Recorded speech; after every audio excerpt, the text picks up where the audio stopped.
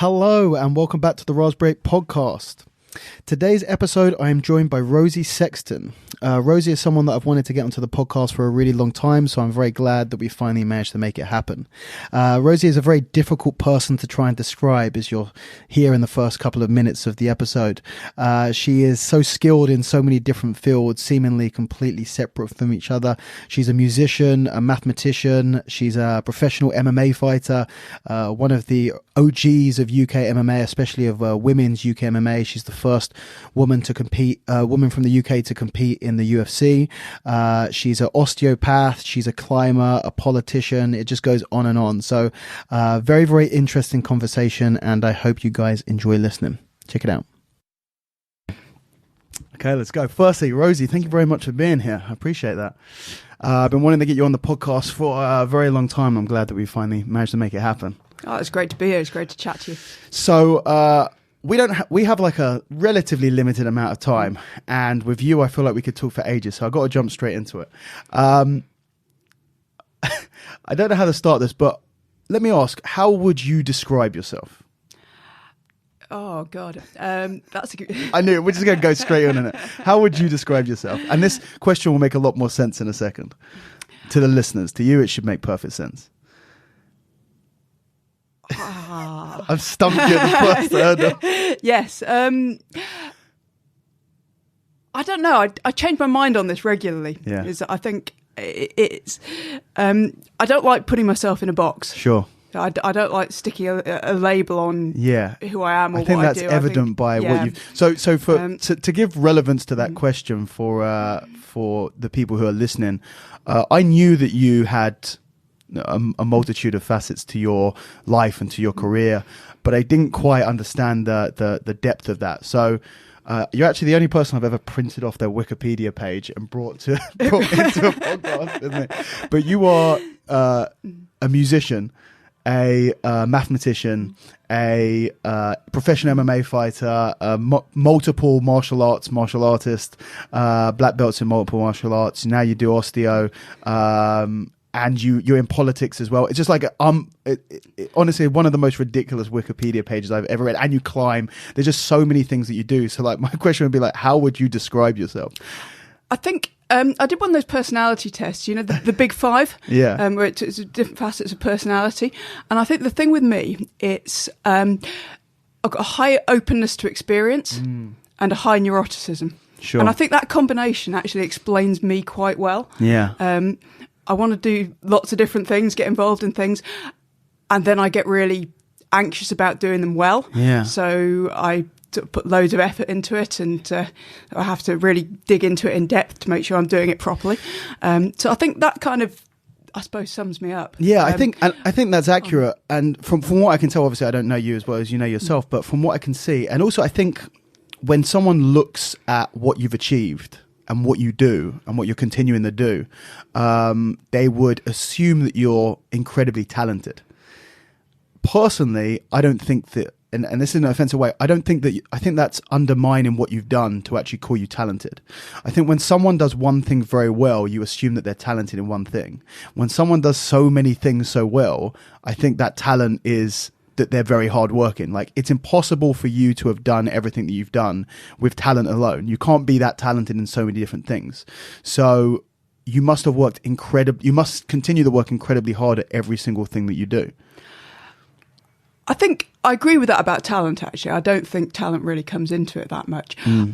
I think I don't even see it necessarily as hard work. I think what it is I get obsessed with something, and then I spend all my time thinking about it. And it doesn't even feel like work, because it's just that thing that's going on in the back of my head while I'm doing everything else. Objectively, that's hard work. But it just like doesn't feel like work to you. And I think it's just putting that time into it. I think it's the same with anything. If you spend enough time doing something, you develop those mental models around how it works and, you know, how you can do it most effectively. Sure.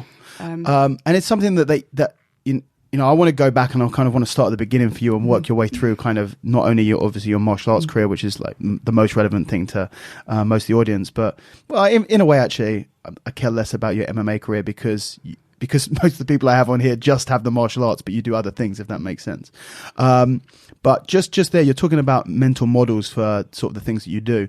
Is that something that you look for in every different field that you're in? Do you always look to try and find mental models as a way to learn things or to understand things better? I think so. I think it's just something that when you've done one thing at quite a high level, and then you start branching out into other things, you start to see the parallels. And I'm always seeing parallels between what I do in martial arts, jiu-jitsu, maths, music, politics. You see all these threads that tie together and things that work in the same way, and those structures, if you like. And then you can start to pick those out, and that's when things become easier to learn, because you say, okay, I've been here before. I know how to... even the process of learning, I think, is something that you get more efficient at because you know how it works. I always know when I get to that stage where I'm just really frustrated with something and it feels like you're going backwards, and you go, okay, I'm here again. And you know what that feels like, and you know, okay, this is familiar. And it's just, okay, I've just got to keep pushing through this and I'll get to something at the other side of it. I think even just being aware of that makes it much easier because you're not there going, oh, this is awful, I'm terrible, I'm no good at this. You just go, okay, this is how it is.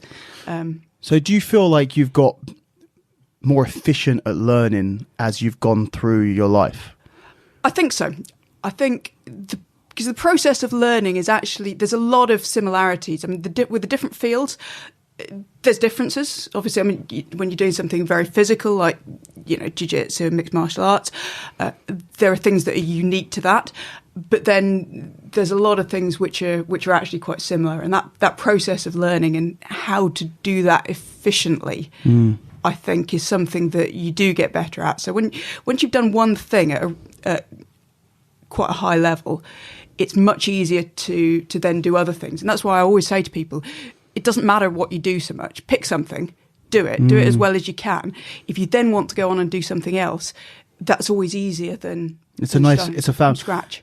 People feel like if they want, when they want to do something very specific, that they need to, everything they do needs to be circulating around that. Yeah. But actually you believe that, because there is, you're not just high level in many different fields. Some of those fields, seemingly from the outside at least, have no connection whatsoever. Even though obviously when you understand it as deeply as you do, you can find the patterns and connections. There's only so many laws of physics, and all of these things have some sort of connection. But on paper, mathematics and professional MMA are two massive worlds apart. Yeah, absolutely. And I think it's seeing the relationships between disparate fields. I think that's what makes being a generalist interesting. I think there's always been that thing about a jack of all trades, and it's sometimes used as a pejorative. He's just a jack of all trades. Actually, I see myself as, if you like, a jack of all trades. It's being a generalist. There's a lot to be said for it. Yeah. And well, you know that phrase is misquoted. Yes. Yeah. The actual phrase is jack of all trades, master of none is better than master of one. Yes. Which I think sums up your life absolutely perfectly. Unfortunately for everyone else, I feel like you're master of multiple trades. You're not even jack of all trades. That you seem to have reached a very relative. high... It's all relative. Of course it's all relative, yeah. It's. I've always said I don't feel like I'm not the best in the world at anything, but I can do a number of things to a reasonable standard. Yeah, and I think I can't remember. I was reading a book, and it basically said that obviously with skill acquisition in anything, you're going to get diminishing returns. The first year that you're doing Brazilian Jiu-Jitsu, you will learn far more. Even though you don't feel like you're learning much, you're going to learn far more in the first year than you will in any other year. Yes. By the time you've been training jiu-jitsu for 30 years, you could put in 100% work is going to give you a fraction of a percentage of improvement compared to what you'd get early on. So getting to the top 1% of any field is essentially, very, very, very difficult. Obviously, that's why it's so elite. But to get into the top 5% of multiple fields is actually almost easier than getting to 1% of a single field. And therefore, it gives you a combination of skills that is actually going to be more useful and also more unique than having just the top 1% of a single skill. Yes, I think that's true. And I think being able to draw from those different fields and draw those parallels between them and sort of look at how one thing relates to something else and then how you can then relate that to, for example, my work as an osteopath, I work with people a lot, and I see myself as a teacher, as an educator, as part of that. And I think being able to draw from all those different examples and tie that into what I'm doing, sometimes that gives me something that maybe I wouldn't have just by being a super specialist in one thing. Yeah. So, let's just go back and kind of start talking through all of these things specifically. So your first thing that you really did was music, right? Music was something I got into as a child. My mum decided that I should learn to play the piano. So. Okay, but you got to you got to a good level in multiple instruments as well. Yes, so I played the piano, I played the cello, I was in an orchestra. I mean, that was the thing that I spent a lot of my childhood doing when I was younger. And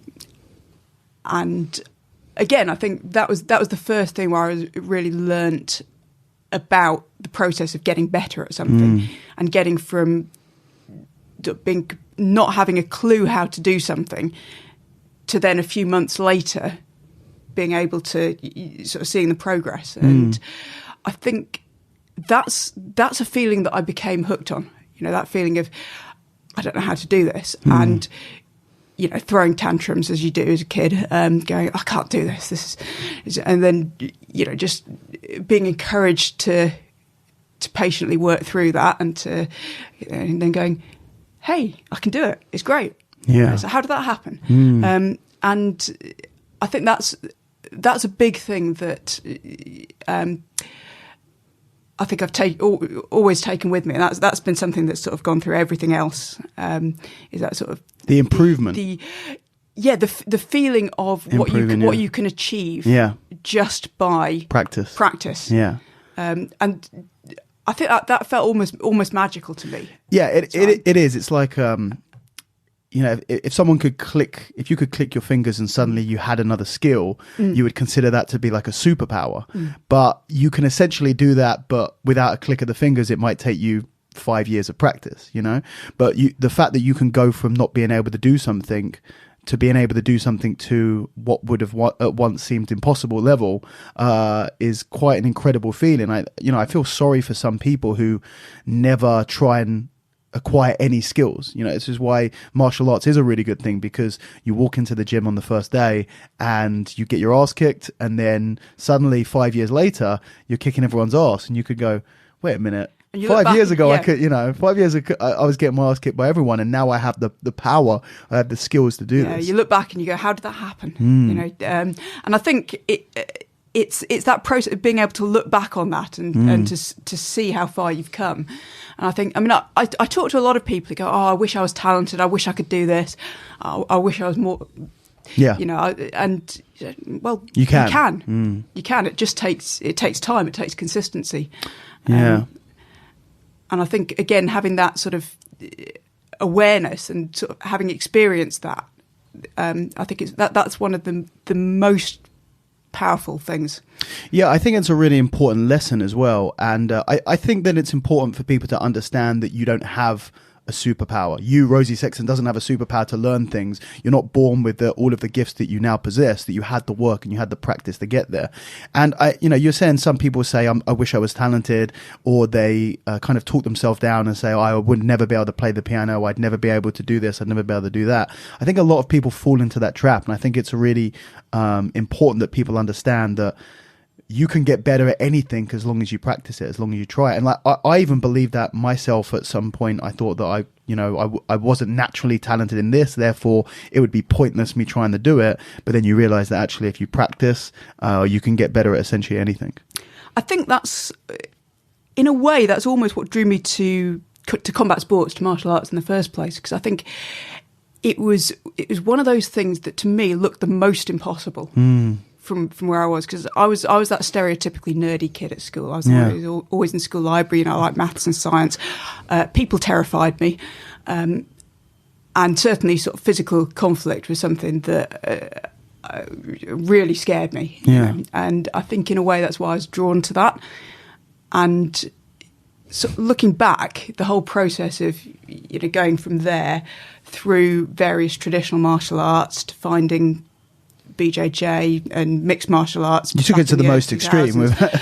And I think sort of from there, sort of all the way through the professional mixed martial arts career and fighting in the UFC, it's almost that would have been the thing that as a child I'd have looked at and go, no way, I could never do that. So did you? I think that's that's very obviously the case that there's such a dramatic, almost. If someone was to read your life story, they go, "What?" And then she got a PhD in mathematics, and then she became a professional MMA fighter. Like it doesn't even. It looks like it's from another. I'm like a bad B movie character. Well, and it is just such a strange jump. So you did that because it frightened you. I think so. I mean, in hindsight, it was something that it was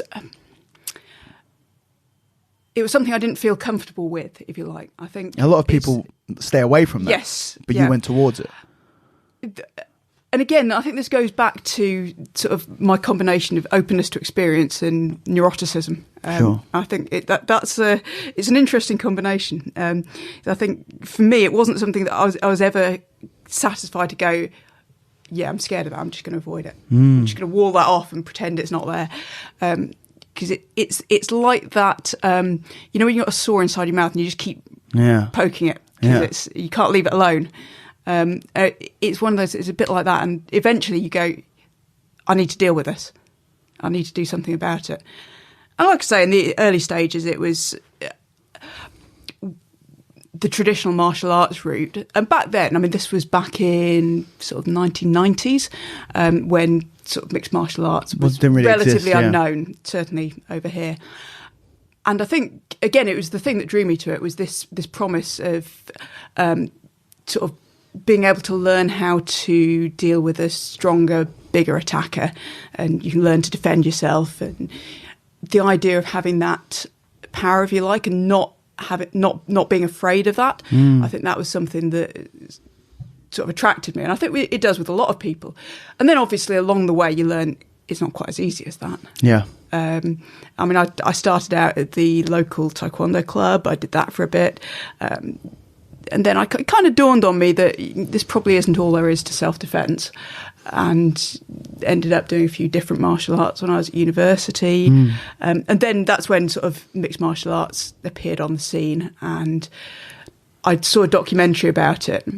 I need to do that. So what was your first experience doing MMA? I think my first fight was on one of the old Grappling Strike shows. I don't know if you remember Rosi Sexton, I think. Did something, and I'd seen a post on SF UK, I think it was, about they were looking for an opponent for a female fighter. And at the time, there was no female mixed martial arts, or almost no female mixed martial arts happening in this country. So I saw that and I thought, it's an opportunity. Had you been training MMA at that point? Yes. I mean, I'd been doing some training. I'd been doing some of the sport jiu-jitsu, so the traditional sports jiu-jitsu with the semi-contact mixed in with the grappling. So I'd been doing some of that. I'd never competed full contact, but I looked at it and I thought, yeah, I could do that. That's a few months away. I've got some time. I called him up. By the time I called him, they'd found another opponent, so I went away, forgot about it. He called me back the day before the fight and said, our opponent's just pulled out. Do you want it? So I thought about it for a minute, And I mean, looking back, it's absolutely ludicrous. It's, I've no idea what I was thinking. How old were you at this point? It's early 20s. Yeah. But then I thought, well, I don't know when there's going to be another opportunity. Yeah. This wasn't like now when, if a fight falls through. There's three women who fight MMA in the UK, and I mean, there wasn't even three then, as far as I could. It's there was a couple of people who wanted to give it a go. So I said, yeah, all right. So I did that. I managed to get an armbar, won that one. And was that you got an armbar? That was through purely it was Japanese jiu-jitsu? I'd done sort of some grappling Brazilian jiu-jitsu. I mean, again, this was back in the early days when there was... It wasn't quite as clean cut as it is now. Like you didn't go to a BJJ school to go to a BJJ class. It was just... Yeah, I mean, I was training with people who'd had been BJJ. exposed to BJJ. But, I mean, this was back when you had blue belts running clubs. Yeah, if you knew somebody who knew a purple belt, then you were somebody. Sure. This was back in those days. Yeah. So, like I said, I think somebody had once seen a brown belt. Yeah. But yeah, so I'd done a bit. I mean, again, looking back, relatively little, but I think I'd done a few grappling competitions as well. There were a few of those going on back then. This was, like I said, around 2000, 2001, something like that. And it kind of went from there. And I think I won that one. And how'd that feel?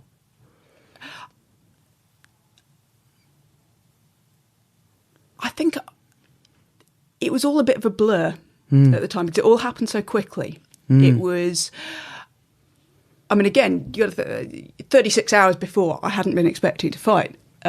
So to go from there to winning a fight, I think I got punched in the head a few times as well. Maybe wasn't entirely sure where I was. Yeah. But yeah. So and then sort of from there you start thinking, I wonder how good I could get at this if I really trained properly. Yeah. I wonder where I could go. And I mean, it wasn't long after that somebody gave me a DVD of the first all women's mixed martial arts event, which was the Hook and Shoot Revolution. It's one with Debbie Purcell, Erica Montoya, Tara LaRosa, all of those names. And so I watched that and I thought, actually, there's people doing this. This is, this is a thing.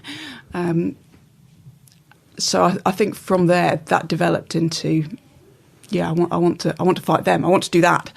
And that was the next 12 years of my life. Yeah, well, I was going to say, you really threw yourself into that in terms of all the things you've done. You've had a long MMA career. You're pretty much I would say that you're the, without, saying that you're the grandmother of women's MMA in the UK. You were one of the first professional fighters, women fighters from the UK. I think that you're the first UK woman to compete in the UFC. Yes. You competed in Bellator. You competed in a lot of shows that people wouldn't know now, but at the time they were big shows, especially for women, where the UFC didn't have women until much later. You made a full career out of professional MMA. At what point did you decide that you were, because you had a lot of prospects, obviously you had 3 degrees at this point? About that. So something like that. You lose count of it. You've got a PhD, you've done like a lot of work, very well respected in that field of mathematics. Mm-hmm. And then you decide that, no, I'm going to get punched in the head for a living instead. Like, a lot of PhD students will sympathise with that. It seemed like a fairly natural progression. But in seriousness, like what makes you go, I want to do this for a living? Or was there not a point where that happened? Was it just, was it organic? It sort of went from one thing to another. It kind of sort of crept up on me. It's like a frog in a boiling pan of water. But I think the motivation there was, I want to see how good I can get at this. I want to... it's like, you know, the mountain climber. It's like, because it's there, you know, you want to see. It was all about challenging myself, I think, and seeing how far can I take this. And I think the fact that it was such an unlikely thing for me to be doing as well sort of motivated me to see, well, you know, how far can this go? Yeah. You actually quite liked the idea that it seemed counterintuitive to the rest of what you'd done in your life up to that point. I mean, again, I suppose I looked back at it from the point of view of, you know, the slightly nerdy, awkward, nervous kid that I was, and thought, what if she could see me now? Yeah. I think that there was an element of that, definitely. Yeah. I mean, I had my first Taekwondo instructor, I'll always remember, described me to somebody else, not to my face. I found this out years later, as a sweet, innocent 14-year-old girl who couldn't punch her way out of a wet paper bag. Yeah. And like I said, I think that's something that, I mean, I suppose I quite enjoy looking back. And again, it's that process of transformation that we were talking about earlier. Saying, you know, looking at the progress I'd made from there to here and going, yeah, I've come a long way. Is there an aspect of proving people wrong in there as well? I think so. I mean, I think that's... Did you have many doubters, like, to your face?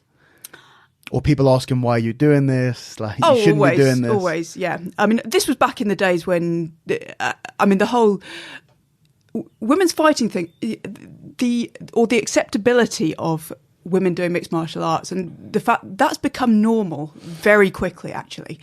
And there's still people who don't believe in it, but over the last 5 years with the UFC, it's taken a massive... You can see that the tone of the conversation has completely shifted. Yeah. I mean, again, back in the early days, we used to have that conversation all the time. And, I mean, I was often the person who'd get the call if a local radio station wanted to do a piece on mixed martial arts or cage fighting, it was always called then. It's because, you know, there was some cage fighting show and some local politician wanted to ban it. Sounds sexy as well, you know. And so I was often the person who'd get the call to come on the radio and to explain how, yes, this is a sport, and no, it's not just two violent thugs punching each other in a cage and all of that. But one of the questions that kept coming up back then is, what do you say to all the people who think that women shouldn't be fighting, or it's unladylike, or it's and again, I think looking back from where we are now, it's hard to believe that in the last decade or so that we've come as far as we have. And again, we're not there yet. I'm not going to say it's 100% perfect or we are where we want to be, but things are definitely, you know, we've come a long way in the last 10 years. And I think for me, that's something that I'm immensely proud to have been a part of. And I'm only a small part of it. There's lots of women who've played a part in that, who've been out there and who've been responsible for getting women's mixed martial arts to a point where it is seen as a normal thing now. I think that's on the list of things I'm proud to have achieved. That's definitely up there. Yeah. As you said, you've had a long MMA career. 12 years you were competing in pro MMA. Had 18, 19 fights, something like that? 20 fights? 18, I think. 18. Yeah. How did, obviously, like you said, the view on MMA in general, it's not referred to. Sometimes it is, you know. If someone does something wrong and he trained MMA, he's still cage fighting a thug or something like that. So there's still a little way to go, but mixed martial arts is definitely a much more well known and used phrase than cage fight or cage fighting. How did you see the sport change, both as a sport in general and for someone who was very much at the forefront of representing women's MMA, you know, globally, but especially in the UK and Europe? How did you see it change over those 12 years? It's developed massively, I think. I mean, I remember when I started out, it was, if you'd done a little bit of kickboxing and you knew how to do an armbar, that's it, you're an MMA fighter, off you go. It was... In fact, if you knew how to do an armbar, you were probably ahead of the game.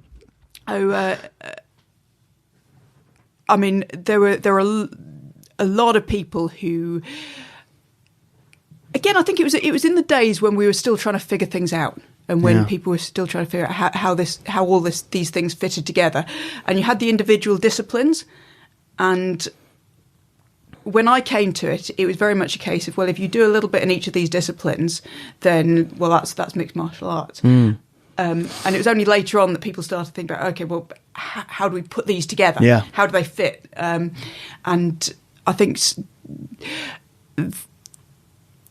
over time you've seen that development as people have got much better at looking at the crossovers and sort of overall tactics and strategy.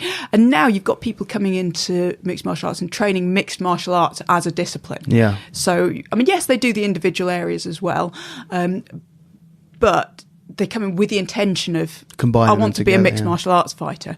So you're not getting people so much coming in sort of, I mean, you still do to some extent, but it's not universally the case that people have done one thing to a fairly high level. So they're a wrestler, or they're a jiu-jitsu guy, or they're a boxer, and then they cross over to mixed martial arts. Whereas I think back in the earlier days, you definitely had a style. Yeah, well, that's what I was about to say. Style versus style. And you know, that it would say on your fight card, you know, kickboxer, wrestler, whatever, jiu-jitsu. Yeah. Now, they don't bother saying that because even though someone might specialize in something, everyone's an MMA fighter. Yeah, and whatever somebody's strongest area is, everyone has done a bit of everything. You've got to understand the basics in all of those areas at least. Yeah. So I think that's one thing that's changed. I mean, I think on a public level, the prominence of mixed martial arts as a sport has changed. And I mean, these days, if you say to most people, UFC, lots of people will have heard of that now. Yeah. Whereas back when I started, you know, if you tried to describe to people what you did, you get blank looks. You know, mixed martial arts, and they go, "What, like karate?" Yeah. Not very much, no. Yeah. So I think that awareness has changed, and again this was something that was quite surreal when I first signed with the UFC, and all the publicity was going on around that, and I'd actually get recognised in the supermarket at the time. This was, I mean, it was a very small taste of 5 minutes of fame, but it was an interesting experience, sort of being stopped in the street and going, "You're that woman who does cage fighting." Yeah. I think that was something that I never expected when I got into mixed martial arts in the first place, because I never thought it was going to get that big.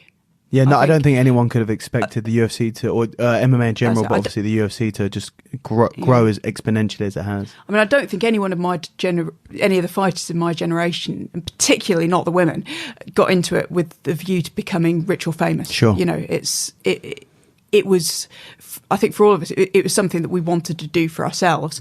I think now you see people coming into it because they want to be an MMA fighter like Conor McGregor. Yes. And that's changed things.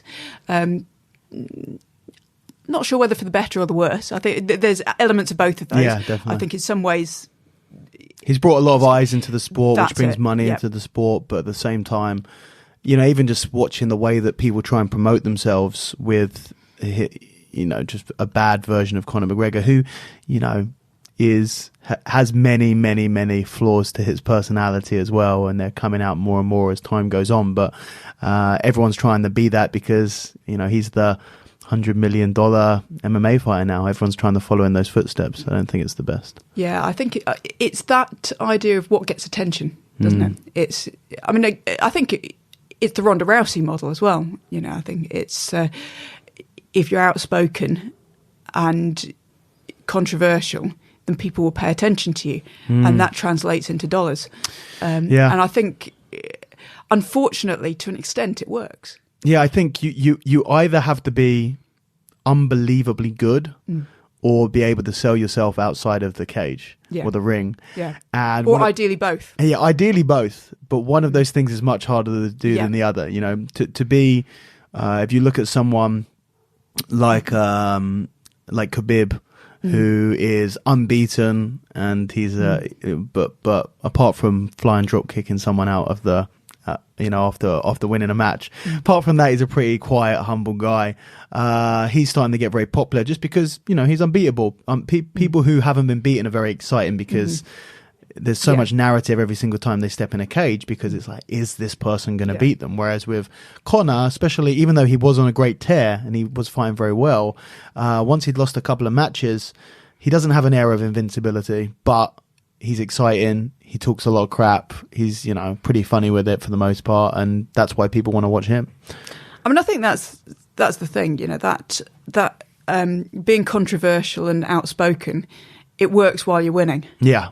I'm not sure in the long term whether it, like I say, I mean, I'm sure they both have more money in the bank than I do, so I don't know. The way that the fans turned on Ronda was one of the most savage things I've ever seen in my life, and I don't know whether it's because she's a woman and they wanted to see her get beaten, because she was kind of. She was the personality was getting bigger. Conor kind of came in with a pretty big personality into the UFC. That's why he kind of raised up through the ranks so quickly, because he talked his way into a lot of really big matches. Ronda kind of came in, obviously already, they pretty much made a women's division in the UFC to have Ronda absolutely. in the UFC. I mean, that was exactly what they did. So she did a massive favor to a lot of women in that regard, but she was a lot more humble, or a lot quieter, let's say. I don't think she's particularly arrogant, really, if you actually see her behind the kind of the personality that she puts on. But she kind of got bigger and more outspoken and more controversial as she got higher and higher up through the, her undefeated spree. When she lost that fight to Holly Holm, I've never seen anyone get turned on so quickly by the public. It was like really brutal to see, and I wasn't a huge fan of hers, but I did like her, and I thought she was a good fighter, and I just couldn't believe that people were able to just turn a 180 on her so aggressively. I've never seen anything like it. Yeah, I mean, I think it, as I say, I mean, exactly as you said, the reason I got to fight in the UFC was because of Ronda Rousey. So from that point of view, I think you're absolutely right. I think she did do a lot for women in mixed martial arts, and the fact that she knew how to play that game with the media. And I do think it is a game. I think for a lot of fighters at that level, they see it as a game. Whether that's good or bad, you can have an opinion on that, but I think it is to some extent the way it is. But I absolutely agree. I think the reason she got such a backlash, I think some of that has to do with the fact that she was a woman. Again, I think it's one of those things, people, when somebody's been very outspoken, people love to see them take a fall. I think, and I mean, you see that with Conor as well, to an extent. You see the same sort of dynamic. Like I say, I think the gender probably does play a role, but I think it's also to do with that natural human instinct. When you see somebody being, you perceive them as arrogant. It's good to see them fall. Yeah. Schadenfreude, I suppose. But yeah, no, I think it did get quite unpleasant. And I mean, again, I think my view on Ronda Rousey was always sort of somewhere in between. I mean, I never thought she was as unbeatable as some people were saying she was when she was winning everything. And at the same time, I don't think she suddenly turned into being no good at all. Like everyone with those two fights. I think, like I say, I think the reality is somewhere in between. I think she was very good at doing what she did. But with mixed martial arts, any game plan can be beaten. There's always, and once people got to understand what it was that she did, there's a counter to that. There's and nobody's unbeatable. I think not forever. Sure. Yeah. And do you feel like, not that I wanted to talk specifically about Ronda Rousey too much, but now we're on it. Do you think that there was a big psychological impact from the first loss that led to the performance in her? Oh yeah, absolutely. I think putting her in with Amanda Nunes as her comeback fight after, who may be like the most dangerous woman in the world, absolutely nuts. Yeah. Absolutely nuts. I mean, even back then, when Amanda Nunes wasn't known as the monster that she's known as now, I think even then, before that fight, I was going, this is a really bad idea for Ronda Rousey. If I'd been on her, there's no way that would have been the fight to make. So I don't know whose idea that was. It was a bad idea. But it was a bad idea. Yeah. It was a bad idea. I think I said that at the time, but yeah, no, I absolutely think that has an impact. I think coming back from a knockout loss is something that's not an easy thing to do, because there's always that psychological element there. And I think it's when you see fighters who have been very, very dominant. Joanna's another one. I think you see them very, very dominant, and then they take a loss, and they're not quite the same afterwards. And it takes. You do see people come back from that, but I think that takes work, and whether behind the scenes or, I think it's not something that you just assume is going to happen. Yeah. And like I say, I know she's done it all. When it comes to her judo career, she's been through it all. But I think when you add that striking element to it, and you've just been knocked out, it's a different game. It's a different game. Yeah, interesting. Anyway, enough about Ronda Rousey. Let's talk about you in the UFC. So, you were the first British woman to compete in the UFC. Yep. How did that feel? How did that come about? I think end of 2012, I was actually thinking about retiring. Any reason in particular? It just sort of felt like I'd done what I'd set out to do, and there were other things I wanted to move on to, and I think that was where I was at, and then early 2013 there was that Ronda Rousey fight in the UFC. I didn't think anything of it at the time, so I thought, it's not my weight class. It's 135. They're not going to have. Initially, they just brought in that one weight class, right? They're not going to have my weight class. So I didn't really consider that as a possibility. I thought, well, it's nice that women are in the UFC, but it didn't really change what I was planning. And then I was sort of on the mat just doing a jiu-jitsu session, and my coach sat me down and goes, "What are you doing at the moment?" I went, "Don't know. Why?" This was Paul Rimmer. And he said, "Yeah, did you see the fight last night?" "Yeah, she looked good." "You thought about fighting again?" Where are you going with this, Paul?" And I said, "Well, look, if you want to fight in the UFC, and you get one shot at this, you want that before you finish your career, then we should go for it." I said, "Yeah, but it's not my weight class." He goes, "It could be though, couldn't it?" Maybe. Anyway, we sort of had a few. You were talking about moving up in weight? Yeah. Because I was fighting at flyweight. I was a relatively... Is that 125. 125, yeah. I was a relatively small flyweight as well, compared to some of the others. So it wasn't the natural weight class for me. But as people pointed out, well, look, it's a chance to fight in the UFC. Yeah. And it's like back in the early days, with the guys, they didn't have weight class. It's sure. Just, do you want to do it or not? Yeah. And in the end, I thought, well, if I don't, I will always kick myself that I didn't. So I had a conversation with, Graham Boylan was my manager, and I said, okay, well, let me have some conversations. And I remember getting the call from him going, right, Winnipeg, June, Alexis Davis. and that was that. So. Wow.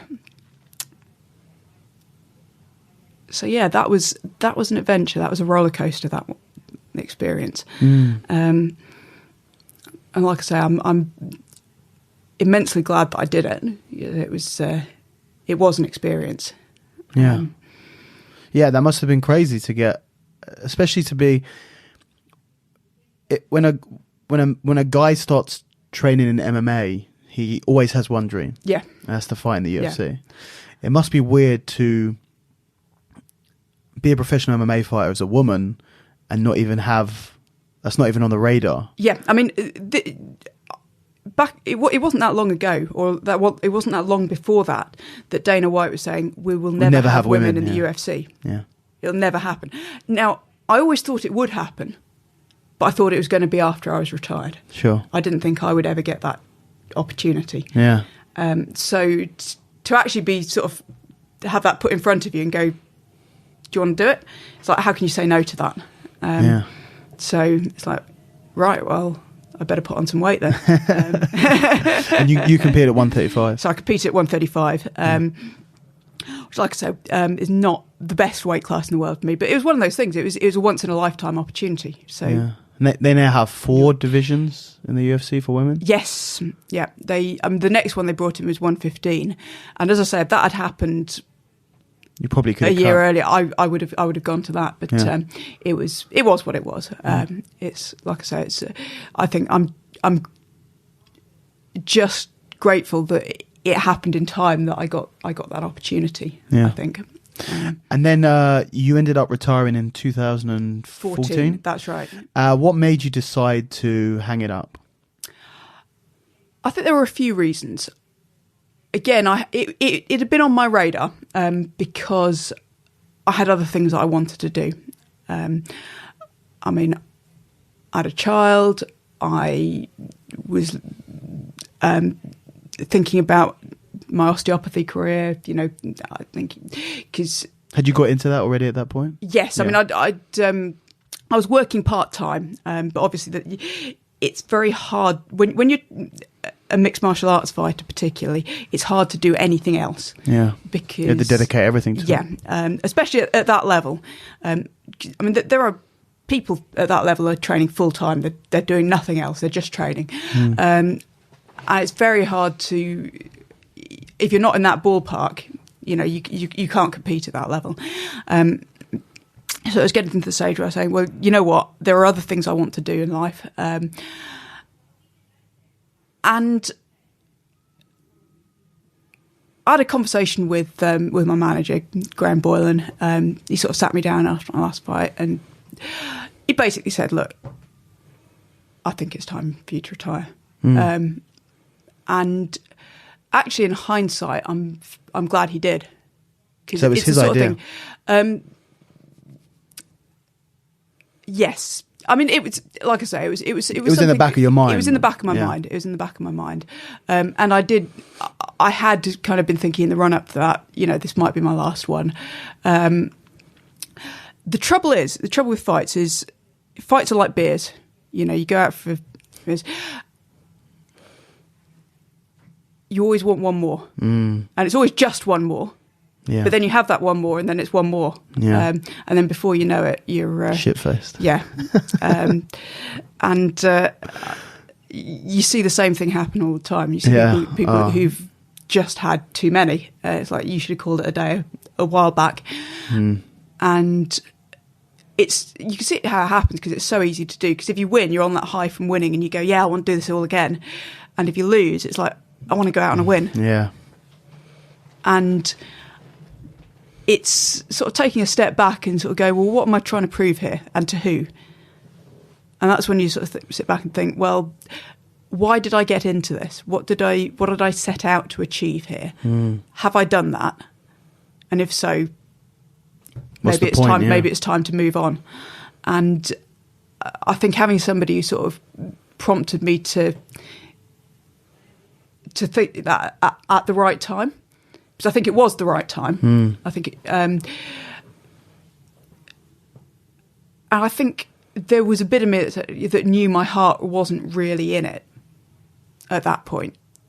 again, I think in my case, I'm immensely lucky because there are so many other things that I wanted to go on and do, and it wasn't a question of stopping doing one thing. I wasn't retiring. I was just moving on to another area of my life. Yeah, well, you've got so many things going on that you had other stuff. Where a lot of people, MMA is their life, and they can't step out of it because they've got nothing else there. And I mean, it was difficult for a bit. I think it's always difficult because there's this big gaping void where your MMA career used to be, and there's nothing else that quite has that same feeling to it. And I'll still watch MMA fights sometimes, and I'll go, I could beat her. And I mean, there's always that voice in the back of your head. I think every fighter, every former fighter, must have that going on. Yeah, I think the difference with me, and I think where I'm really lucky, is that I've got so much else going on that, yeah, sure, I'm tempted sometimes, but then I look at it realistically and I go, yeah, I haven't got time. I've got too many other things to do, and I think that's a good thing. You know, I think in terms of, it's important to have something to go on to. Yeah, I think you can't spend your life looking back, or you shouldn't spend your life looking back. I don't think that's healthy. I think you've got to have things to look forward to, and I've certainly got plenty of that going on. So it's good. Yeah. Speaking of looking back, let's move quickly back, something that we glossed over, which was kind of your whole academic career. So this was something massive, sort of in between you getting into music as a kid and excelling in that and playing orchestras and all of that stuff. Firstly, kind of moving on from that, do you still play a lot of music now, or? I got back into playing the piano a couple of years back, actually, and this was after I stopped doing mixed martial arts and had a little bit more time. I actually started having lessons again, and I've been really enjoying getting back into it. Yeah, it's an amazing skill to have. Yeah. It's something a bit different that just lets me chill out and get away from meditation a little bit else. Yeah, and I think it's sort of being able to focus intensely on something for a period of time. You know, while you're practicing, you're just lost in it, and then you can put it down and go on. And I suppose that flow state. Yeah, I think that's what I really enjoy from that. So I've been enjoying getting back into that, and I've started doing a few piano festivals and things again. So nice. That's like I say, it's almost revisiting it after a long break. But yeah. So did you stop doing music as a child? I sort of, after I went to university, I didn't play so much. Sure. I stopped having lessons, and because I had so many other things going on. I think, obviously there was university, and then I was getting quite seriously into martial arts at that point. So I was spending a lot of time doing that. Sure. And I think it just sort of got dropped out of the mix. Yeah. A little bit. At university, I guess earlier than that, you started to get into maths, which I don't really understand what that means, because I was never a massive fan of maths. But you were sort of, if you can just explain what it was about what you were doing that interested you so much. I think maths for me was always about solving problems, doing puzzles. It was, I think the way maths is taught in schools, all too often, it's taught as a set of procedures that you go through. You know, if you want to multiply two numbers, here's how you do it. If you want to do this, here's how you put numbers into a formula to get an answer out the other side. And I think that takes a lot of the joy out of it. And people look at that and they go, well, why are we doing this again? Yeah. When am I ever going to need this? I think I was very lucky in that I had some excellent maths teachers who explained to me, or it got through the idea that actually maths was about solving puzzles, solving problems. And sometimes those problems are related to things in the real world. Sometimes they're a bit more artificial. But it's about being able to, again, look at a puzzle and initially have no idea how you solve that. It's not a clue. And then just sit down and sort of play with the ideas and put them together until you come up with a solution. And I think, again, that was something that once you've had the experience of doing that, that became quite addictive. And I got involved in some maths competitions when I was at school. So the school entered us maths in this competitions. thing. Yeah, they exist. I bet it's massive. I bet it's like jiu-jitsu. Like you feel like jiu-jitsu is massive and everything, but then jiu-jitsu is actually tiny and nobody cares or knows about it. And then I bet it's the same with maths. Yeah. All the people in the maths are like, jiu-jitsu? No, it's not as big as maths competitions. Well, I did the British Maths Olympiad when I was at school. So what sort of stuff are you doing in this? I mean, again, it's solving puzzles. So when you say like a puzzle, what for trying to, bearing in mind that the people listening to this and myself are not going to know much of what you're talking about, but if you could describe what a puzzle might be, a maths puzzle might be. So an example of, one sort of thing, there's lots of different ones you could look at. One sort of thing might be to do with how many different ways can you arrange a pack of cards? Okay. So that would be a question. So, yeah, so that's... I know the number's very, very high. Yeah. And then again, you could build on that by saying, well, what are the chances of getting this sequence? Or, if you...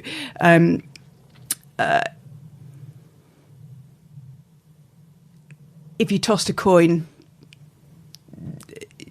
however many 100 times, what are the chances of getting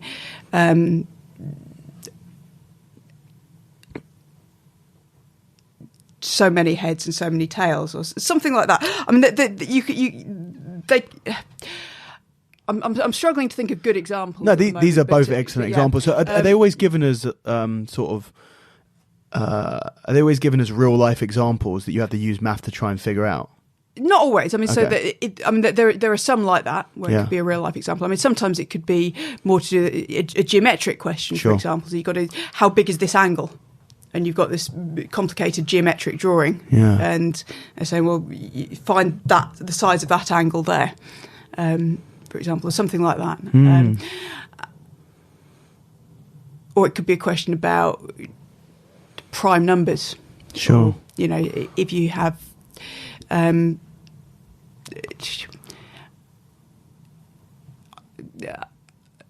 I'm struggling to think of some off the top of my head. There are loads of examples. Dumb it down enough for me.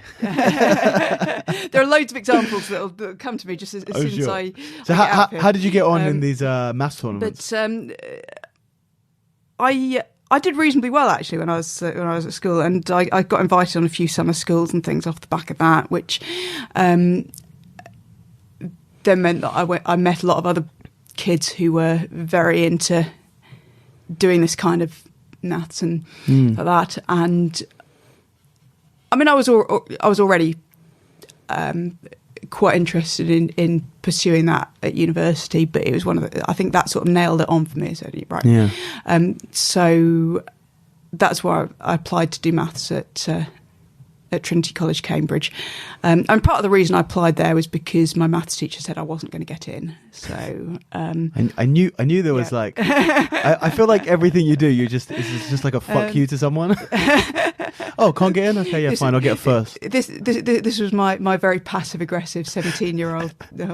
I like to think that you just like walked past walked past a shop and saw MMA on, and someone went, Rosie, you'd never be able to do that. Yeah, I want to bet.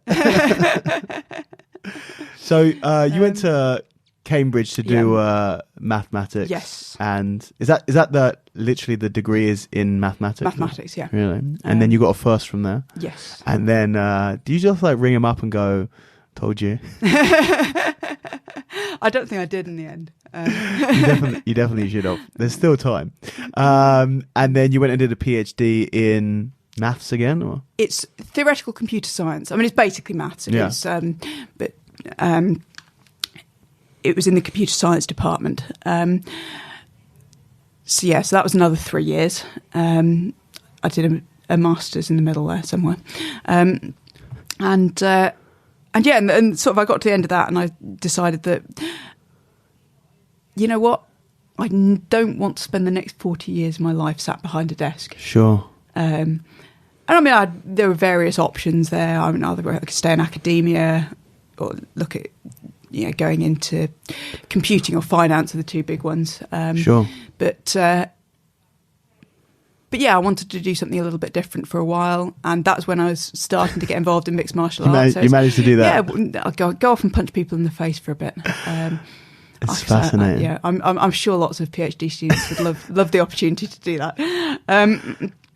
So yeah, and then along the way, that's where I got interested in sports injuries. Sure. For obvious reasons. Yeah. And that's when I decided that I wanted to go back to university and do something different. So, yes, I mean, I think the reason I picked osteopathy was because I had a very good osteopath who I saw for my back on one of the many occasions when I did something to it, doing judo, I think it was, in fact.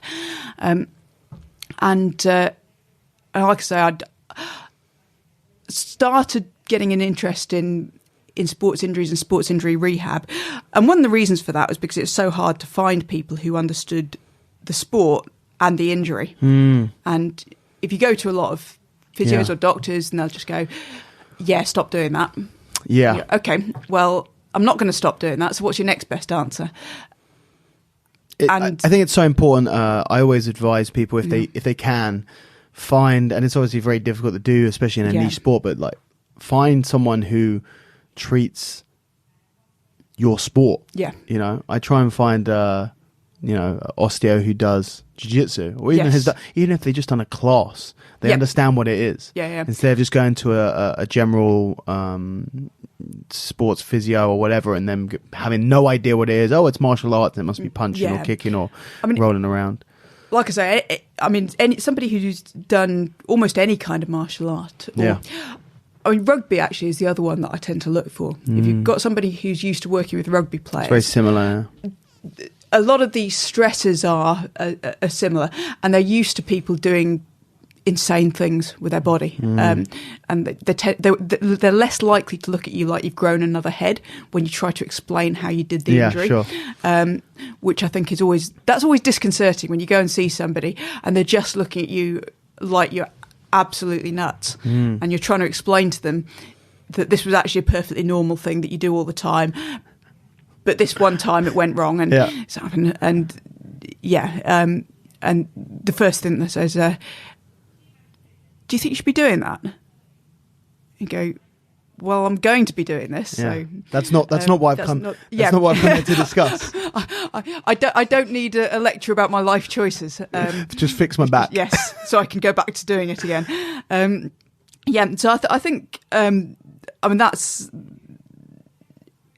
sort of what led me to get interested in it, because I mean again I started thinking, well, look, if I want to do this, I need to understand a bit more about what's going on and what's going on in my body and how I can reduce the risk of some of these injuries, or to recover from some of the injuries and get back to what I want to be doing and without it happening again.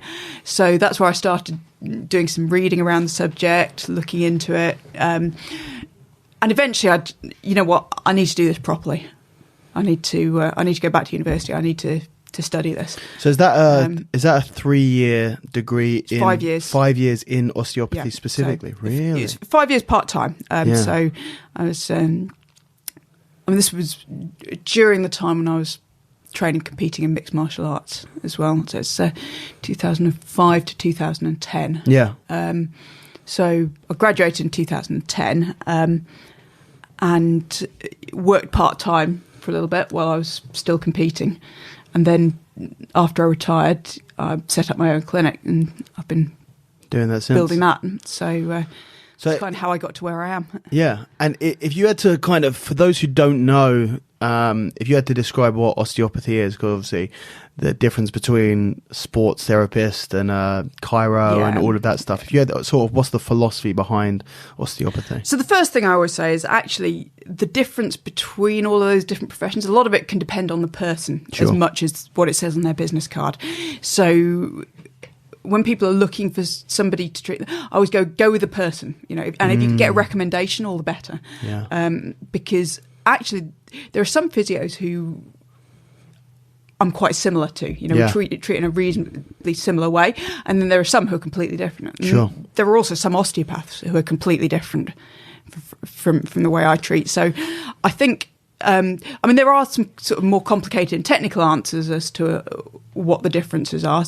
I think a lot of it's to do with philosophy and training, as much as anything else. But in practical terms, which I think is what matters to somebody when they're injured, it can really vary. Sure. It can really vary. The way I look at what I do is I'm a specialist in treating musculoskeletal conditions. Mm-hmm. So, muscles, joints, ligaments, bone, and I particularly focus on sports injuries and combat sports injuries, obviously. So that's kind of my particular area of interest. And to do that, we've got a range of tools. I use some hands-on work, and I also use exercise rehab.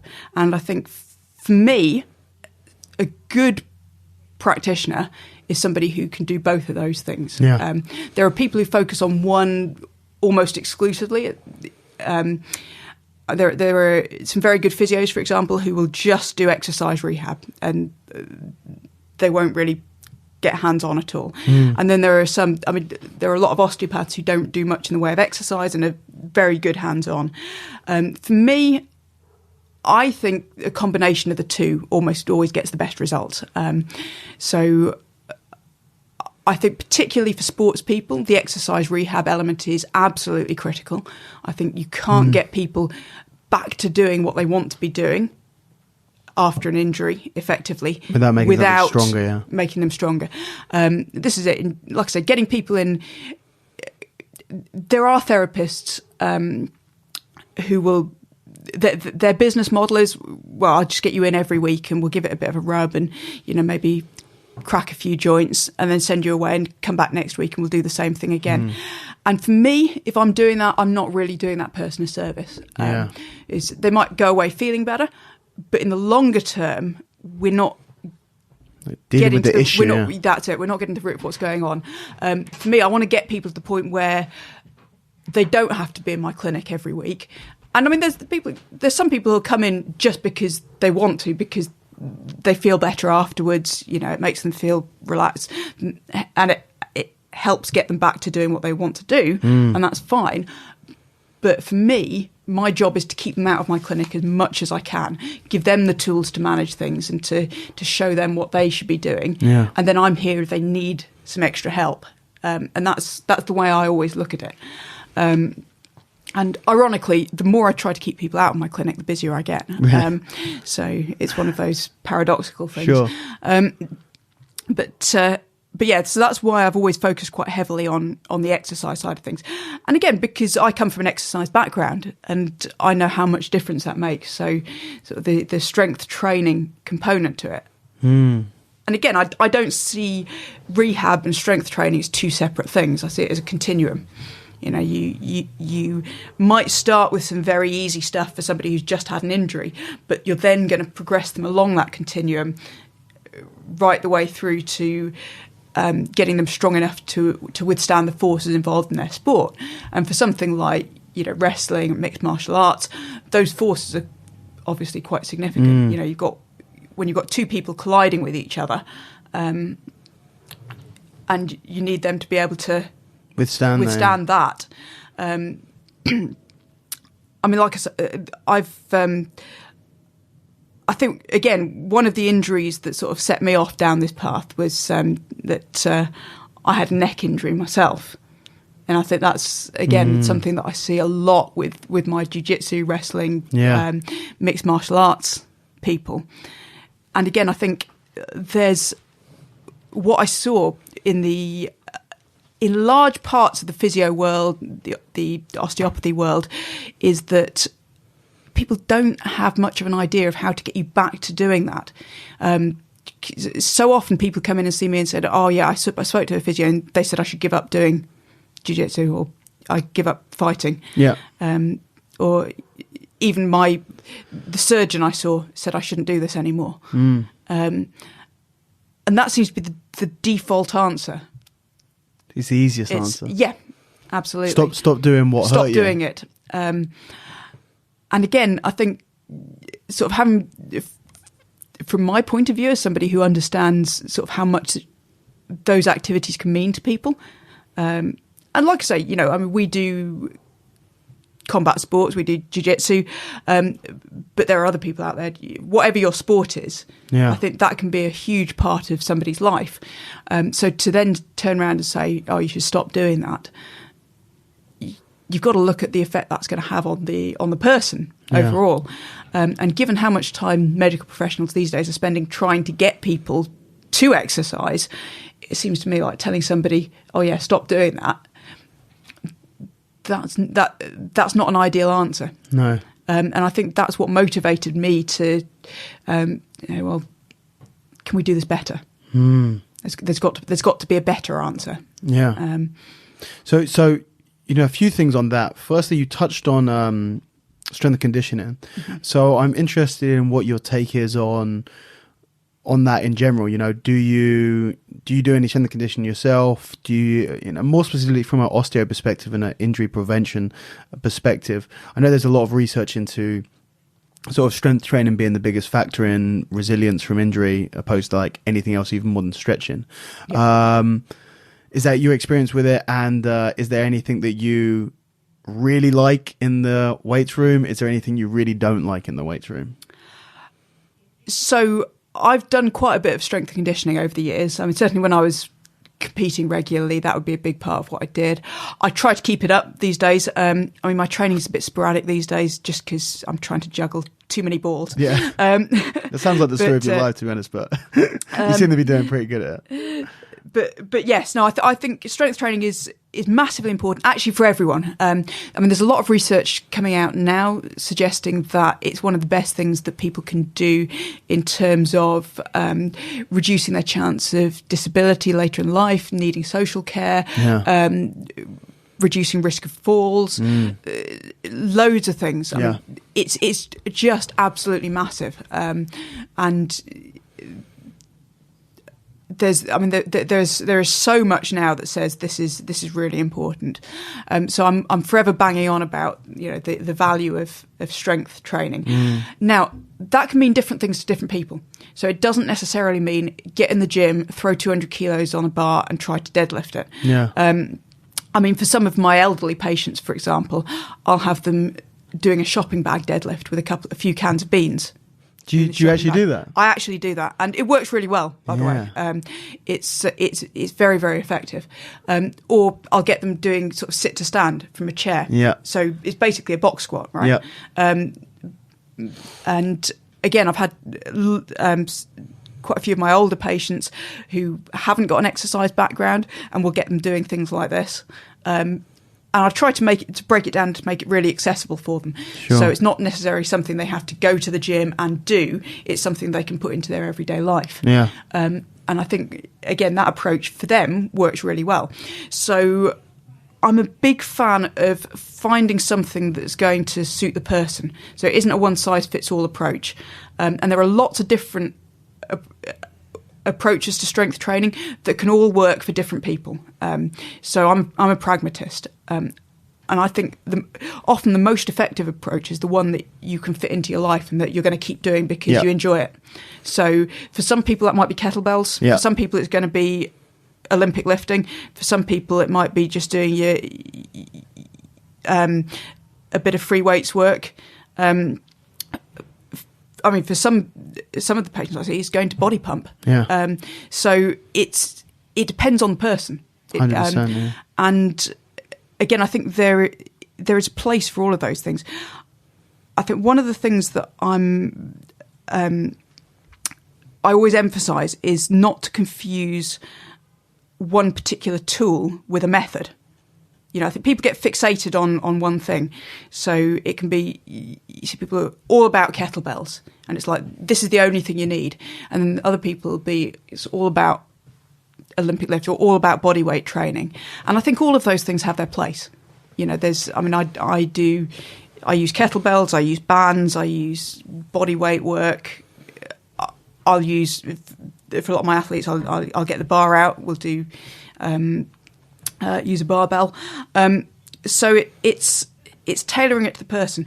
And I think if you're strength training for something else, so particularly for jiu-jitsu, what most jiu-jitsu people want is something relatively simple that's not too time consuming, that's not going to interfere too much with their jiu-jitsu training, but that's going to keep them out of trouble. So a lot of the time what we'll work on is putting together a short, simple program that they can do for maybe half an hour, 40 minutes, once or twice a week, that will complement their jiu-jitsu. And it might just involve using, a few of the big lifts. Squats one day, deadlifts another day, maybe a single leg exercise, a push and a pull, job done. Yeah. So, like I say, something quite straightforward that's not going to take over their life, that they can, and that will then allow them to spend as much time as possible doing the jiu-jitsu. And I think that kind of approach, it's sort of, because for me, the strength training is not just about getting better at jiu-jitsu, it's about making yourself more resilient. Sure. So ultimately you can spend more time on the mat because you're spending less time off the mat with injuries. So that's why I tend to look at it that way. For other people, they want to get into it in a bit more depth. I mean, again, if they've got particular performance goals, they might want to get more into some strength and power work, for example. I mean, that's the sort of time when I'll usually send them to a specialist, because I'm not a specialist strength and conditioning coach. I understand the basics, and I can, as I say, I use the basics all the time with my clients. But if somebody wants a specific outcome, then that's usually when I'll say, well, look, there are people who concentrate on this. People who are specialists. Let's send you to one of them, and they can, design you a program that's going to be appropriate to what you need. Yeah. And that's kind of the do's. What about the don'ts? Is there anything, whether it's in the weight room or otherwise, anything that you see it causes a lot of injuries, or things that you really like people to stay away from? I think the biggest injury problem that I see by far is doing too much too soon. It's the same one that everyone says. Too much too soon. And it doesn't matter what your thing is. It could be too much jiu-jitsu, too much weightlifting. Too much running, anything, yeah. That's it. It's doing something that your body's not prepared to do. I mean, or you change your running shoes and you go back to doing the mileage you were doing before. Yeah. So it can, even if you're a competitive level triathlete, if you then start doing loads of jiu-jitsu, your body's not adapted to that. So that's where you tend to see the problems. I mean, February is my busiest month usually, because in January everyone starts something and they go too hard. Everyone goes back to the gym. That's classic. That's it. Does way too much. Their body's not ready for it, and generally by the end of the month they've broken themselves. You're just there in January every year, just rubbing your hands, just getting ready, just clearing your schedule. That's it. The first few weeks will be quiet, and then it starts picking up. But yeah. So what I always say to people is, almost whatever you do, it's starting little and often, building up, not doing too much at first, but doing it consistently. Yeah. And the body's an amazing thing, and it can adapt to most things. I mean, there's you hear lots of received wisdom about what you should or shouldn't do. I mean, like deadlifts, for example, is the whole don't round your back when you're deadlifting. Actually, the evidence says what you do and your technique is probably less important than your programming. Yeah. So the fact how you're doing it is less important than the fact that you've just gone into the weights room, you've not lifted in 6 months, and you've thrown too much weight on the bar. And that's the biggest problem. And I mean, obviously, I'm not saying that technique doesn't matter, because it does. But the biggest thing is getting the progressions right. And I think particularly, mixed martial arts guys are particularly bad for it, but I think jiu-jitsu as well. Overtraining. Yeah. Again, we see that all the time, especially they'll have a period off, they might have just had a competition, they take it easy for a few months, then they've got something coming up, so they get back in the gym and suddenly they're hitting it hard, and that sort of first week or first couple of weeks back, that's where you see a lot of injuries as well. Yeah, when I was talking to Lachlan Giles, he's a physio, and he's published papers on injuries, and obviously he's a very high-level jiu-jitsu guy. And I can't remember the exact stats, but it was something like if there's more than, it might be like a 10% increase in work over a month, it leaves you susceptible to injury for like 6 weeks. Yeah. Like just one week, like you're now susceptible to injury for the next 6 weeks, like really crazy amounts. You really have to ease back into it. And I agree. And I actually find that MMA guys are the worst for this. Yes, they're a lot worse absolutely. than jiu-jitsu. Yeah. Jiu-jitsu guys tend to, they tend to pretty much train year round. Yeah. I know the majority of guys who compete, and one of the reasons may be that you train harder for MMA, and the MMA fight itself is harder, so you need some time, and there's usually the weight cut in, so there's a lot more of a psychological, like, I understand why these things play into account, but a lot of the time after someone competes in a jiu-jitsu tournament, you'll see them on the mat the next day or the next couple of days. It seems that MMA, obviously the good MMA guys are going to be in the gym a week later, but the guys who don't do it properly are going to take 3 months out, and they wait until they sign their next fight, and then they train for 8 weeks. Yeah. And it's and you know, I had a guy train with me. He doesn't train with me anymore. I had a guy train with me who did jiu-jitsu for 5 years, competed a good amount, and he'd be there day in, day out, 365, never really take too much time off. And then he had his first amateur MMA fight, trained a little bit harder for the MMA fight, had it, 3 months out, came back for 2 months, had his next fight. Obviously, you've lost everything. Your technique's all the shit. You got to cut weight for everything's wrong. Have another fight, take another 6 months out. Yeah. The comeback's coming soon. And then it just went on like this forever. Yeah. It's crazy. Yeah, no, you see a lot of that. I mean, I think some of it's cultural. It's the idea of a camp existing in MMA, but not in jiu-jitsu. I mean, I think also there's the load on the body problem. So, I mean, and you might come out with some injuries after an MMA fight. Yep. You're going to be pretty beat up, probably, unless things went really well. Yeah. So, yeah, I think that sort of having a bit of a period off, and then because each fight is such a big deal, I think. Whereas with jiu-jitsu, you just go do a tournament, and yeah. then there's another tournament, and then there's another tournament, and what happened in a tournament last year, people won't necessarily particularly remember that. Yeah.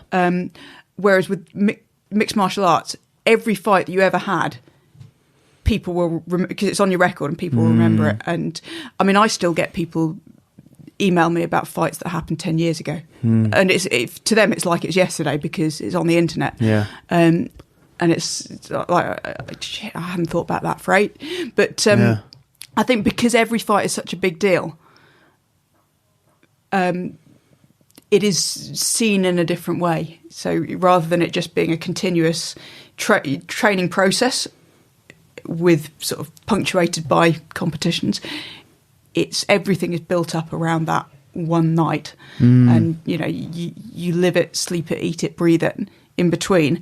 And then people obviously feel like they want some time off, to go and see their friends and remind them that they exist, and have a few drinks, and a few drinks turns into a few more, and before you know it, you've put on 50 pounds, and it's so I think that is absolutely a problem, and then the fact that people think that they can get back into shape in an 8-week camp. Crazy. And like I say, if you're doing an 8-week camp, that's an 8 weeks from being fit and in shape. Yeah. That's not 8 weeks to get fit and in shape. So I think that is something that I see a lot. And then obviously because you haven't got that baseline level of conditioning, it's much easier to end up overtraining. And also because you feel like you're playing catch up, so that makes it even worse. You go harder. Yeah. And I think that's a massive problem when it comes to injury. I mean, so many people who I see come into my clinic, they'll tell me, yeah, I'm really annoyed about this injury because it didn't need to happen. I was doing something I didn't need to be doing. I was doing that extra round, or I'd gone for an extra run, or they were doing something that wasn't on their program, but they felt like they needed to be doing it, and that's when they got injured. And this is something I hear all the time. So I think for me, that is my biggest thing. I mean, there's lots of smaller bits of advice that we can go into, but I think if you want one big take home, that would be it. Yeah, like if you're going to change your training volume, do it slowly. Yeah, I mean it's progressive overload. That's what you need. And the thing I always remind people is that training doesn't make you stronger. It's the rest in between the training that makes you stronger. The training is just the stimulus. Yeah. And you've got to think of it like a drug. Just because 2 paracetamol make your headache feel better, it doesn't mean that 20 is going to make it 10 times better. And it's the same with training. Just because some is good, it doesn't mean that more is going to be better. If you do 20 times as many reps as I tell you to do for your rehab, your shoulder's not going to get better 20 times faster. Sure. So it's getting people to think of it in that methodical way. There's an optimal dose, and you're looking for that optimal. And if your program is telling you what that optimal dose is, if you're doing more than that, that's being counterproductive. That's not being super keen. It's a bell curve, right? Yeah, exactly. And you're aiming for the peak of that bell curve. So if that's what your program does, if your program is right, then doing more than it says on there is as bad as doing less. Sure. And it's getting that through to people, because there's still that mentality of more is better, go hard or go home. And it's just nonsense. It doesn't work, but it's that fighter mentality. And I think being a fighter is difficult because it means living with contradictions. And on the one hand, you've got to have that mentality where it means everything to you, and you're going to do what it takes, and you're going to go out there and you're going to smash it, and you've got to have that mentality to some extent, because otherwise that gets you through the process. But at the same time, you've also got to have that calm, rational voice at the back of your head that goes, "This isn't productive here. This is you got to do the right thing." And balancing those two things is really hard. Really hard. I mean, this is why I think fighters coaching themselves doesn't work terribly well, because what you need is somebody to rein you back in, because the fighters shouldn't be having to rein themselves back in, because I don't think, like I say, that doesn't tend to work. Yeah. I think the fighters should be sort of out there, go do, and the coach is there saying, nope, stop that now. Okay, you need to take the rest of tonight off, and having that sort of that dynamic, I think, works much better. Yeah. But I think this is one of the reasons where you tend to see when fighters coach themselves, things tend to go wrong. And I mean, I've seen that a few times with when I've had people in clinic, and like I say, I hear the stories of when things go wrong. Yeah, so you don't hear the stories of when it go right. Yeah. And I hear the same patterns repeating themselves so many times, But obviously, I also know, so being a fighter, because I've got, when I've got my osteopath hat on, I know what you should do. But even when I'm on the jiu-jitsu mat myself, following my own advice is hard. Yeah. I know what I'd tell somebody else, but do I always do it? Yeah. It's easier said than done, isn't it? Absolutely. And I think this is why it's a difficult thing. And I think it's why it makes it interesting as well. Yeah, of course. So, anyway, I have some questions. Absolutely. I have some questions from our listeners. They're actually quite good. Most of the time when I put these out, people just give me stupid questions, but I actually have some really good ones. Healthy joints. I've just written here, healthy joint, ? Any advice for healthy joints in general? I know we've spoken a lot about the sort of the strength and conditioning and rehab stuff and that already, but do you have any, like a hack for healthy joints? Do you do anything in particular, whether that's a supplement or whether that's specific exercises or whether that's some sort of therapy technique? So once again, I'm going to sound like a broken record here, but a good balanced strength plan.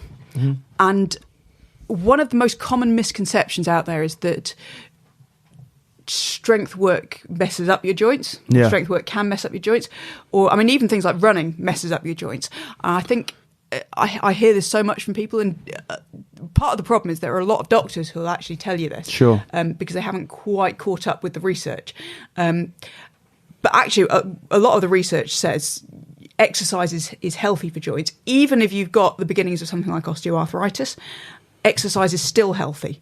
And putting load on those joints would generally cause positive adaptation. Now, there's a limit to that. So if you do have a condition, then obviously speak to somebody for individual advice. But in general, doing a good balanced strength plan. So obviously you can run into problems if you overemphasize certain things and not others, or if your technique's bad. But in general, that's one of the biggest things I would look for. And then below that, but still sort of in the top few, doing some general mobility work. It doesn't necessarily mean stretching. Static stretching is only one way of doing mobility. Yeah. There's lots of other ways, but some general mobility work is beneficial. positive. Yeah. So, and that's what I tend to use for pretty much all joints. So, whether we're talking about necks, shoulders, elbows, wrists, knees, fingers, toes, I will use a combination of some general mobility work and some strength work. No, that's a good answer. This is a good one, actually. Would love to hear her thoughts on mental burnout or overload. So this is something where when you see everything that you do, everything that you've done, everything that you're continuing to do, I'm sure stuff that you're going to do in the future, you think like, how are you not completely burnt out? So the question is, do you suffer? Can you even sort of, does that even resonate with you? Yeah, absolutely. Okay. Absolutely. I mean, I'm very human when it comes to that. Lots of sort of stress, anxiety issues, burnout, all of those things. In terms of how to manage it, I wish I had a magic wand. I wish there was an easy answer to that question. I'm not sure there is. I think the things that I found work for me is, one, I absolutely have to get enough sleep. Yeah, it's massive. It's absolutely huge. Do you track your sleep at all? I don't. I aim for a good 8 hours a night. If I'm getting less than that, I know I'm going to run into problems. So, like I say, I have to make sure I'm doing that. Again, generally good diet helps. I'm not particularly faddy when it comes to diet. I think just doing the basics well. Yeah.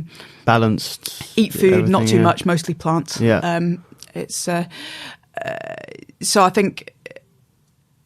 Yeah, just a good balanced diet, and the right kind of social time. I think I know that to balance it out.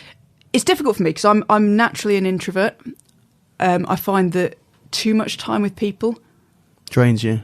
I find draining, but at the same time, if I'm not spending time with people and going out and having fun, and I'll also start to feel a bit burnt out. So, and because I'm working with patients a lot, so I'm working one-to-one with people again, it's getting the balance of all those things, and it's just sort of trying to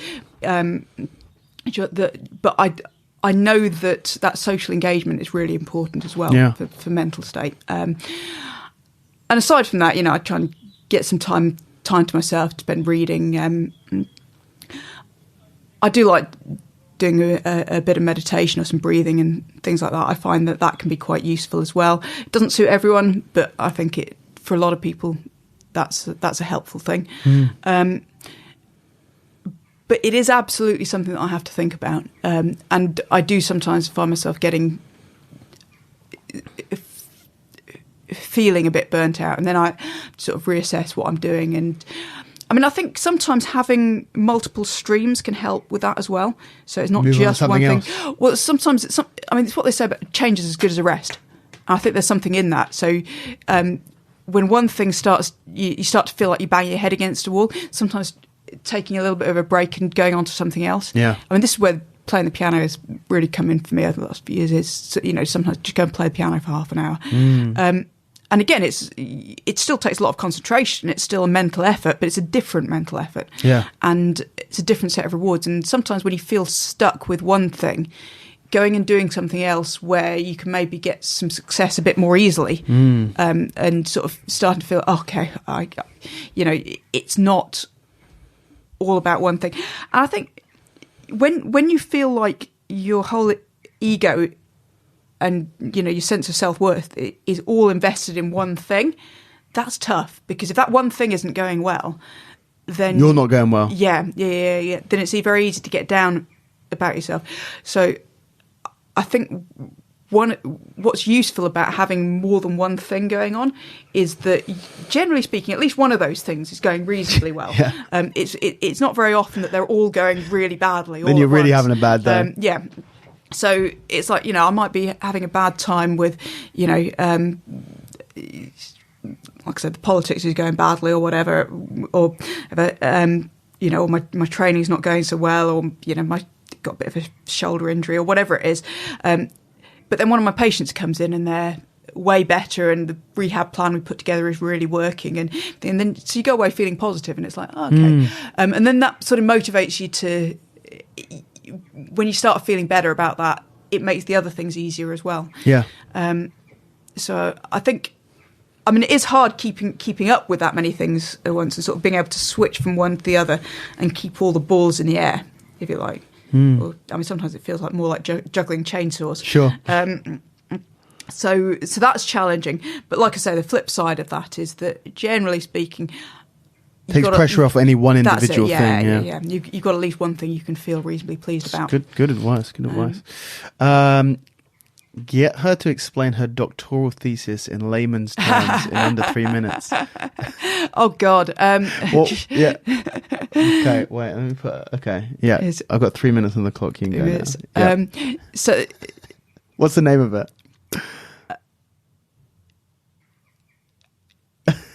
I'm struggling. I'm struggling to remember the title now. This was 20 years ago. Bear in mind.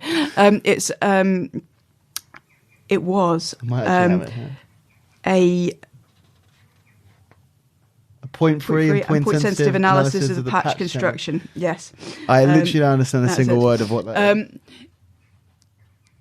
So, point-free topology, sometimes known as pointless topology, which you can draw your own conclusions from that. It's an algebraic construction where you have collections of things, and you put some structure on these things. Okay. So you say you have certain groups of these things that have certain properties, and then you can put an ordering on that construction. So you can say that this thing is bigger than that thing if it has these criteria. And then there's some theories about how these constructions behave. Okay. Basically. And the big thing in my... Or the big new result in my thesis was to come up with a counterexample to a conjecture about how two of these different properties were linked, and to say that actually these two things are different. These aren't the same. These two different properties here aren't the same property. So I'm not sure if that leaves anyone any the wiser. I'm going to go with no, but it's fascinating to hear you talk about it regardless. I mean, it is on the internet. If anyone does suffer from insomnia, or how long is it? It's oh God, what's that thing? How many words? I don't know, because most of it's in equations. You see. Oh, really? So there's okay. Yeah. So I mean, I did know what the word count was at one point, but I'm not sure how. So if you want to, whoever asked the question, if you want to follow up on that, then you can find Rosie's thesis online somewhere. Yes. Let me know what you think about it. Have you had to deal with any people assuming that you're a certain stereotype because of MMA? I think this is like a great thing about you. And you were saying that you get, back in the day, you were getting called in a lot to represent mixed martial arts or cage fighting at the time. And I think the reason for that is very likely because you do break the stereotypes from MMA. So I guess have you found that anyone's assumed something about you? And then I guess as a follow-up from me is, have you been able to set them straight and actually show that you're, I mean, I do get people making assumptions. I mean, generally, social media is great for this, right? Because you always get people on Twitter who, I say, but I mean, I think one of the things that, as you said, is that I don't really fit any particular stereotype. So it's probably the reason why that I was getting those phone calls about, come in and talk on the radio about cage fighting. They always called it cage fighting. Yeah. Because I could sort of present a different view of it and maybe break some people's stereotypes about what cage fighters were like. But equally, I don't think I fit anyone's stereotypes about anything else either. I'm not a stereotypical osteopath. I'm not a stereotypical mother. I'm not a stereotypical woman. Or mathematician. I always say I think. I think that's a pretty good answer. You're not a stereotypical anything. Yeah, and I think, that people don't always like that because it makes them think, and people don't like to think. We have stereotypes because people don't like to think. Sure, makes it easy to put people in a box. Exactly. Yeah. So I think, but at the same time, it can start a conversation. When it surprises people. Yeah, and when people are surprised, it jolts them out of that. Assumption that set of assumptions that people have about the world. Yeah. So I think that's breaking that's stereotypes is a good thing to do. I think of it as a public service. Yeah. No, absolutely. Thoughts on using the Graston technique for recovery? So Graston technique isn't something I particularly have much familiarity with myself. For those who are confused as to what we're talking about, Graston's like a tool-assisted. It looks like a knife, but it's a very blunt knife. And So, the Graston specifically isn't something I've really had a lot of experience with. I do use some sort of instrument-assisted massage techniques. I find that in terms of relieving pain, it can actually be quite useful. So one of the times I will use sort of the instrument-assisted massage is if I'm trying to, if a movement is painful, without necessarily there being a lot of tissue damage. Sometimes doing that can help to break that sort of pain cycle. Sure. So I think there are probably relatively limited set of circumstances where I find that useful. I don't use it for everything, but I'm sure there are other practitioners who have more familiarity with that, so I don't want to speak for them either. So I think there is, with a lot of these tools, I think there is a time and a place for it. I think, again, I'm a pragmatist. I believe in sort of finding the best approach for a particular person. So while you can look at what the evidence says about how something works for the population as a whole, that's going to be different for every person you find. So actually what you're looking at is not how it works on average, it's how it works for that person in front of you. And that can sometimes be a different thing. So I think, I take a very person-centered approach to working with people. And like I say, sometimes those other modalities can really come in to their own. And I do like to make sure that what I do is the basics. It's all about getting people moving and keeping people moving. But then beyond that, it's how you do that, and that's where these other things can come in. Yeah, absolutely. I don't think I've ever had such a long list of questions. Thinking about this. Advice for a student physio to get the most out of uni. As someone who's done 3 or 4 degrees, advice to specifically someone who's working with the body doing physio, but I guess for anyone in uni, someone with a lot of experience there who's been very successful in everything that they've done in academia. Okay, great. So that's a really good question. And the first one I would say is definitely play a sport. Do sport, physical activity of some kind. Get involved with a club, because not only do you learn how your own body works, it's also about seeing other people. And you'll see other people with injuries. Just by being around that, interesting. You see a lot, and that experience counts for something. take every opportunity to work with people for free. Because that's how you build your experience base. So, I mean, obviously you've got to think about things like insurance and things like that. Make sure it's all legit. But if you can, while you're studying, if you've got a massage qualification or something like that, take the opportunity to work with maybe members of your club, things like that. I mean, this is how I cut my teeth with working with jiu-jitsu and MMA guys. Yeah. When I was studying, I mean, people will.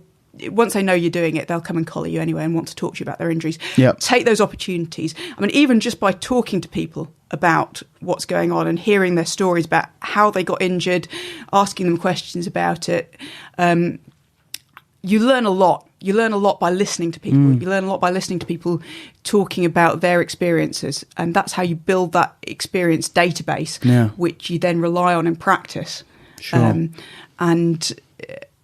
Like I said, trying not to impose your model of how things work, but listening to what people are telling you. So letting that information sort of come the other way. Because it's very easy, especially when you're in the early stages of learning, to try and fit everything into the model you've been given. And so, how you're told that things are supposed to work. And bodies are weird. Pain is weird. Things don't always work the way that we traditionally assume that they do, and research is changing all the time. So, I mean, this probably brings me on to my next point, which is be mentally flexible. Yeah. And you've got to accept that at least 50% of what you learn in uni is going to change during the course of your career. I'm guessing there, but it will be a significant proportion. And be ready for that and keep up to date. Yeah. So don't take anything as gospel. It's just, this is where we are at the moment, but that's all open to change. And then I think the last thing is read papers and read books. So don't get all your reading, all your information from social media. Okay. And it's really tempting because there's so much these days.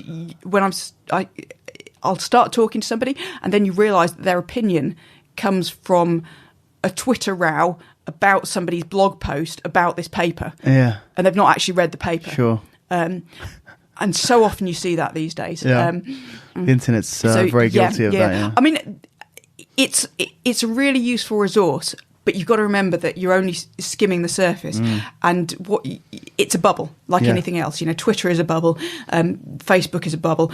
You only see so much, and there's a lot of things that are going around that are trendy, and absolutely follow that, keep up to date with it, but don't stop reading books. I mean, I was at a conference and I saw a couple of, they must have been just graduated, they walked past me, and one of them said to the other, I was browsing there was a bookstore, and I was browsing, and someone looked at it and walked past me. I don't really read books anymore. I go, yeah, it's all on the internet, isn't it? Worrying. And it is. It's absolutely. So yeah, read books. That's great advice. Yeah. Wicked. A lot of my students are old as shit. There's a quote there. And with sciatica, not me personally, how to deal with it and recovery. So jiu-jitsu and lower backs is something that I spend a lot of time talking about, because it's a huge thing. I find, I could go into a whole topic on this. I think one of the big things, again, I'm going to say this before, I warned you about being a broken record, but no, absolutely. It's strength training. Yeah. And for backs especially, I think every jiu-jitsu guy should deadlift. Interesting. Now, I don't necessarily mean go in the gym, throw 200 kilos on a bar and try and pick it up. Yeah. I mean at a level and in a way that's appropriate to that person. So especially if you've got somebody who's older, who's never lifted before, they may need to be taught how to do that, and they may need the right kind of loading program. So we might actually be starting with something quite light and building it up. It's about learning the hip hinge movement pattern, about sort of learning what position your back is in space. And also, I think staying out of positions where you're putting a lot of load through the back at end range flexion. So a lot of the a lot of being stacked up in closed guard, or a lot of the inversion work, that can be problematic for people. Yeah, inversion's really nasty for that, yeah. So I'm not saying don't do it, but maybe select the people that you do it with. Sure. So again, depending on who I'm training with, I'll have a slightly different jiu-jitsu game. Yeah. So I have my A game that I use, if I know if I'm with somebody who's bigger and stronger and a bit more explosive than I am, I'll have a particular game that I use with them that's going to keep me safe. And then when I'm with somebody who's sort of more my weight class and competition class, I suppose, I'll have a different game that I play there. So I think sort of being flexible with those things, trying to, again, mobility around the hips, stability around the lower back. So those are things, and again, I think those are things that you can work on in the weights room. I mean, if I can have a bit of a plug here at this stage. Absolutely. We've put together a program for lower backs for jiu-jitsu people specifically. It's called Backs for BJJ. Does what it says on the tin. Yeah. And it's basically designed. It's a set of exercise programs designed for people with lower jiu-jitsu related lower back issues in mind. So massive. So many people. Yeah. So that's on our website, combatsportsclinic.net. Yeah. So that's something that I've been working on recently because I get so many people asking me about this. Me too. Yeah, I've had back problems as well, and like it was a long road for recovery for me. But it was through strength training that I was able to recover from that. Yeah, absolutely. And I think that is, for me, as a therapist, that's my number one go-to. And if a lot of the other stuff that I do is centered around getting somebody to the point where they can do that. Yeah, sure. Yeah, absolutely. I think that's it's a good answer. Just for me, you've spoken about deadlifts a few times. You said that you think everyone should deadlift. When you talk about deadlift, are you referring to straight bar deadlift?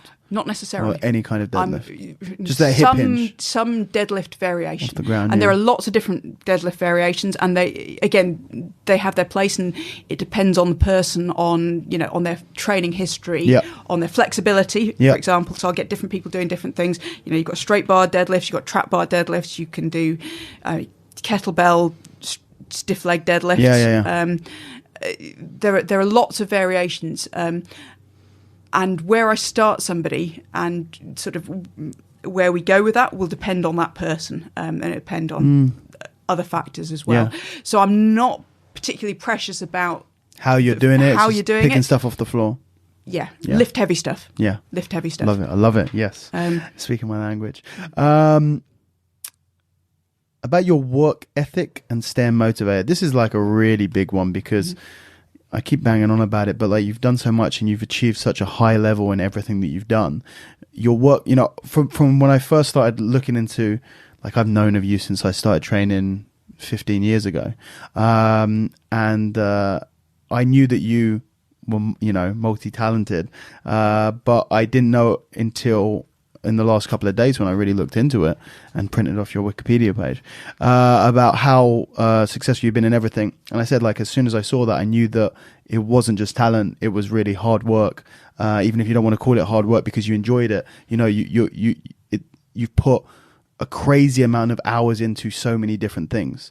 So if you could talk about your work ethic and what keeps you now, it seems that what keeps you motivated in a lot of the stuff is 50% someone telling you that you couldn't do it, and the other 50% you just being obsessed with stuff. But in terms of your work ethic, or is it the fact that it doesn't feel like it's work at all because you enjoy it or you get obsessed over it? I think a lot of it is being naive enough to say yes to things and then stubborn enough to follow through. Okay. So I say yes to lots of stuff. When say, do you fancy doing this competition, or how about doing that? I think I've got a low threshold for saying, that sounds like a good idea. Yeah. And then I go away and think about it afterwards, and I go, did I really say yes to that? Too late at that point. And at that point, I think I want to follow through on it, and I think. I've always got that thing where I think part of it is almost a fear of doing things badly. Well, that was kind of going to be my next thing, which is, it seems like you're a perfectionist. Would that be accurate in saying? I think I would be a perfectionist. I would be a perfectionist if I wasn't trying to do so many things. Sure. So the fact that you're doing so many different things, you accept the fact that it's not going to be perfect. Yeah, I think that keeps me from being sort of paralysed by needing to make things. Because again, you sort of get to the point where you go, I'm running out of time here. Let's get it out. And sometimes you need that. Sometimes you absolutely need that sort of deadline and that time pressure. Because otherwise it's very easy to sort of mull over things forever. You get sucked into a hole. I mean, I remember when I started some of the online content that I put out, I was always really afraid of putting things out there because I've this, what if I say, what if it's not very good? What if people look at that and they don't like it? You know, what if, and there's all these things going around in my head, and eventually you just have to commit to doing something. And then I think the first one I did was I did some rehab plans for the Yoga for BJJ website that we were talking about, and I was committed to doing that, and then it suddenly became, right, I've got to do this because I said I would. Yeah. And the whole time I was doing it, I was going, what if this isn't very good? You know, what if no one likes it? But it was too late by then. Yeah. And it was out. And actually, once we got it out, we got loads of really good feedback, and people went, "Oh, this is great." So I was really glad that I did, but I don't think I would have got to that step if I hadn't sort of committed to do it and just gone right, because I'd have been too worried about it not being perfect, it not being good enough. Yeah. And I think, I mean, I think a lot of people have that. They could do some really good stuff, but they're held back by going, oh, but what if people don't like it? What if it's no good? So I think for me, it's just throwing myself in at the deep end. It's like, back in my mixed martial arts days, I'd just commit to the fight and then you worry about it afterwards. It's like, but it's too late by then. And that sort of attitude has, it's made my life a lot more interesting. It's got me to some places that I probably wouldn't have got to otherwise. First, ask questions later, right? Yeah. So, in summary, basically, you've never had to worry too much about work ethic because you have like a real instinctive, intrinsic drive to do this thing, anything that you commit yourself to. So you're not really. It doesn't feel like work really. Yeah, I think it's having a passion for what I do, and whatever that ends up being. I mean, I read a good quote somewhere, and I can't remember what the quote was, but it was about not having clear divisions between sort of work and hobbies and interests. And I think for me, I don't have a clear distinction between when I'm working and when I'm doing something that I'm interested in. It's like, well, they were the same. Yeah. It's just what I do. It's just my life. I think whether I'm doing osteopathy, trying to get people better, I'm training jiu-jitsu, playing the piano, getting involved in politics. They're all just things that I'm interested in, and it's all developed from there. And I think because I'm immensely fortunate that I've been able to sort of develop that into something that resembles a career. Sure. I think. I mean, it's been partly hard work, but also, I mean, again, being in a situation where I'm able to do that, I do recognise absolutely that I've had some good fortune along the way there to make that happen. But yeah, I think that's what has made things easy for me. I think if I was trying to do something that I just wasn't interested in, I would find that much harder. Yeah. But like the answer there is find something that you're interested in. You won't have to worry about being motivated in it, basically. Yeah,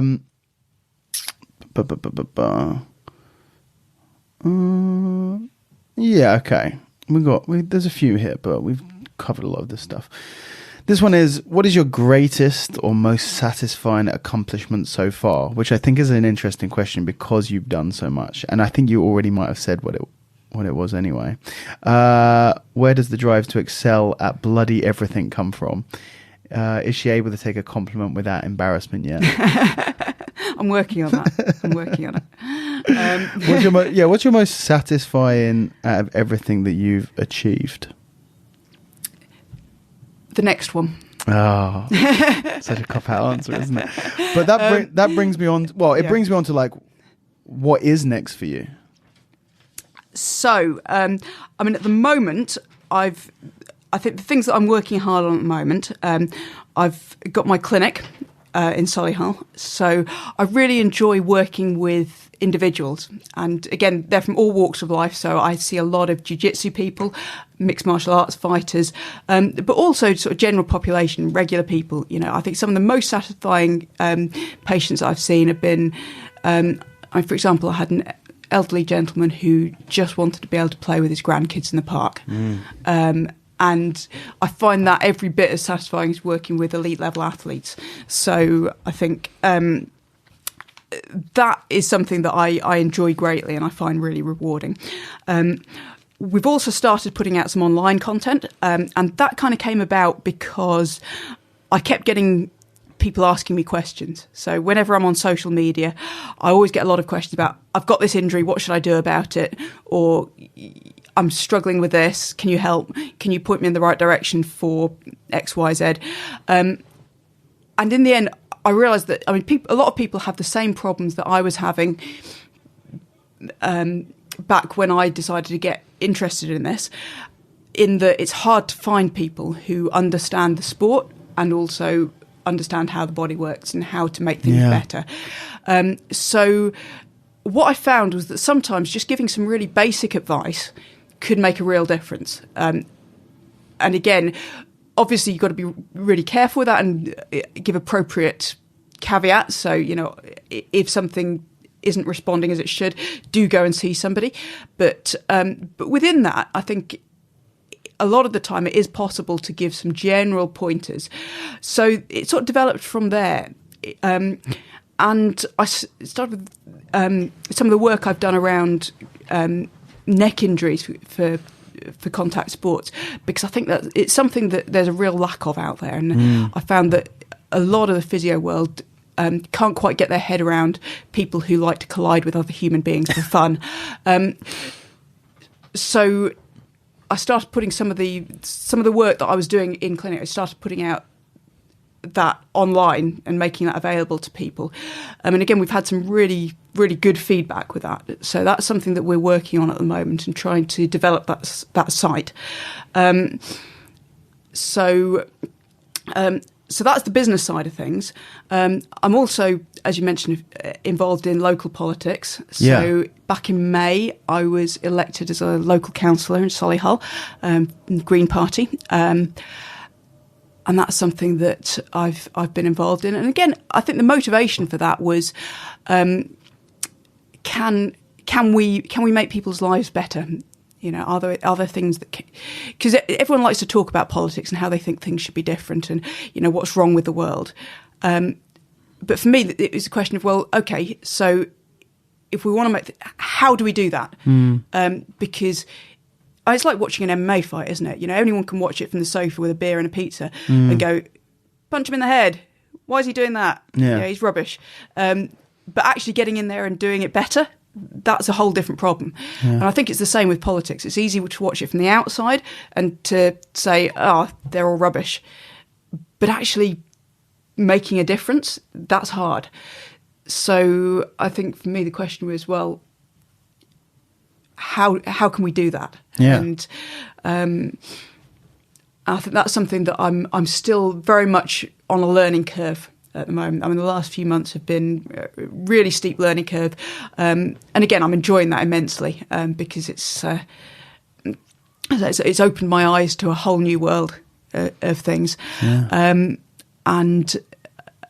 I mean, I'm our health and adult social care spokesperson. So I'm now looking into public health policy, healthcare provision, things like that. And again, looking at how can we make this better at a local level and with all the constraints that exist, you know, funding constraints and, you know, the difficulties of actually making things happen. And I mean, it's not an easy thing. It's one of those times when you'd really like a magic wand, but it's you don't have one. Sounds exciting. Is politics something that you want to, like, do you have any goals in politics? Do you want to take it further? Are we going to see you running for Prime Minister anytime soon, basically? I'm in the wrong party for that. At the moment, anyway. I mean, who knows what's going to happen in the future. I mean, like I say, I am interested in getting more involved. How far I'm going to end up taking that, I don't know at this stage. Like I say, it's something that I am very interested in. And again, I think it's something that, I mean, we've got a difficult political environment at the moment, and I think it's an environment that puts a lot of people off from getting involved in politics. Yeah. But it's one of those things, if ordinary people who just want to make things better aren't getting involved, then who is? Yeah. And I don't have any easy answers to any of it. But I think trying to figure it out, and again, the way I look at it is that if I can make my little corner of the planet 1% better for somebody, then I've achieved something. Absolutely, yeah. And it's not about changing the world necessarily, because I don't think any one person can do that. But it's about doing what I can where I can. And like I say, I'm finding the whole experience really interesting. And I mean, again, I suppose it came from just speaking out about things that I believe in, and saying what I think we should be doing better at this. And then obviously I think the next question is, well, go on then. And to me, that's a challenge. It's like, well, I always want to take up that challenge. I don't want to just say, oh, well, someone else can do it. And saying, okay, I'll stick my head over the parapet and get shot at and, see what I can do. But it's, whether I succeed or whether I don't, I think having the courage, if you like, to get out there and give it a go is something that people respect. Yeah. I think one of the things that I find is that, I'm always prepared to put my money where my mouth is. Or, I think that's very evident. I think that's, like I said, that's something that, I mean, for me, that's where credibility comes from. It's being able to say, well, look, I'll get out there and do this. Yeah. I think so. Sort of the move into politics was kind of almost a natural progression from having ideas and opinions. Yeah. Rosie, I need to let you go because you need to get back to work. I could literally, we've got another couple of hours talking at least easily. I didn't even get through half the questions off the list. I didn't get through half the questions in my head, but I just want to say I really appreciate you coming down and taking the time out to have a chat with me. Oh, it's been great, and we should absolutely do this again sometime. Yeah, I'd love to. That'd be really good. Fantastic. Thank you very much. Excellent. All right. Cheers. Cheers. That is it, guys. I hope you enjoyed that episode. If you want to find out more about Rosie, if you want to follow her, then you can check her out on Instagram or Twitter at Rosi Sexton. You can also find some information about all of the work she's doing with injuries and injury prevention, rehab, prehab. She's got a lot of really good content online, and that's at combatsportsclinic.net. I always say to everyone whenever they come with me with an injury, the best person that you can find is someone who's very good at what they do, but also someone that knows and understands the demands and even the mentality of an athlete, and not just an athlete, someone who does a similar sport. So finding someone like Rosie, who's very high level in what she does, but also someone who competes at a high level in grappling, who's competed at the highest level in MMA, it's very, very useful. So head over to combatsportsclinic.net if you want to find out any of her injury magic stuff. As usual, if you want to follow me or the podcast, you can check me out on Instagram at raspberry_ape. or the podcast on Instagram at Raspberry Ape Podcast. If you want to email me, you can email me at podcast@raspberryape.com. YouTube is youtube.com/Raspberry Ape. Website is raspberryape.com. And I think that's about it. Thanks for listening, guys, and I will catch you next time. Take it easy.